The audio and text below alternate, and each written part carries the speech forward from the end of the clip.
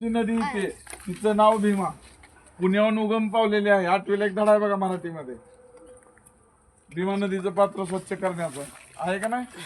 तर ह्या नदीला एक दुसरी नदी मिळते,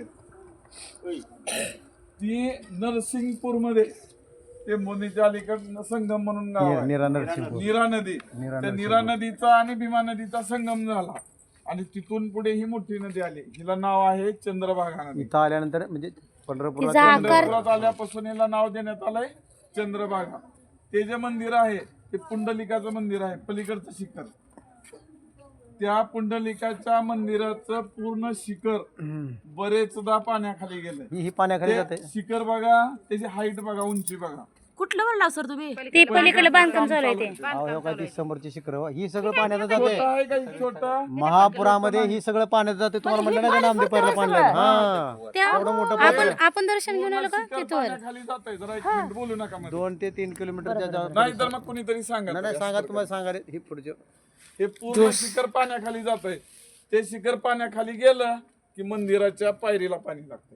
नामदेव आहे का नाही? आपण आता उभा राहिलो तिथं. बऱ्याच वेळा प्रदक्षिणा मार्गाला असं फिरून पाणी पूर्ण शहरामध्ये फिरलं, म्हणजे एवढं पाणी येतं. हे सगळं पाण्याखाली जातं. मागं अतिवृष्टीमध्ये झालं होतं ना किती, तर पंढरपूरमध्ये पंढरपूरच्या बस स्टँड पर्यंत पाणी गेलेलं आहे बरेचदा. बस स्टँडच्या कडेला आहे तिकडे, म्हणजे एवढं पाणी येत आहे. हे पाणी उजनी धरणातून सोडलं की इकडे पाणी जास्त होतं. आणि दर एकादशीला उजनी धरणातून पाणी इथं सोडलं जातं. आता एकादशी 29-30 तारखेला आहे, त्यावेळेस आणखी पाणी वाढतं. आणि ह्या कडावरून तिकडे पलीकडे जायचं, मध्ये नदी खोल आहे भरपूर. ह्या कडावरून तिकडे जायचं असेल तर बोटीचा वापर आहे, तिथं बोटी लावलेल्या आहेत समोर आहे बोट बघा. आणि तिकडे जे आहे ते इस्कॉन टेम्पल आहे समोर.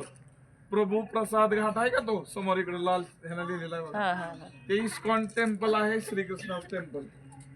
आणि तिथं इकडून तिकडे जायचं म्हणलं तर आपल्याला एकच पर्याय आहे, बोटीनं जावं लागतं. 20-20 रुपये घेतात, बोटीनं पलीकडे सोडतात.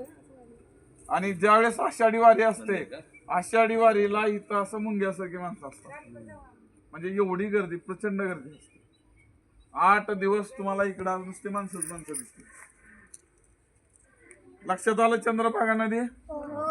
आता सगळ्यांनी इकडं तोंड करा, लाईट इकडून आहे, फोटो घ्या. पाहिजे जसं तुळजापूरला दर्शन मंडप आहे तसा पंढरपूरला पण दर्शन मंडप. हा चला इकडे.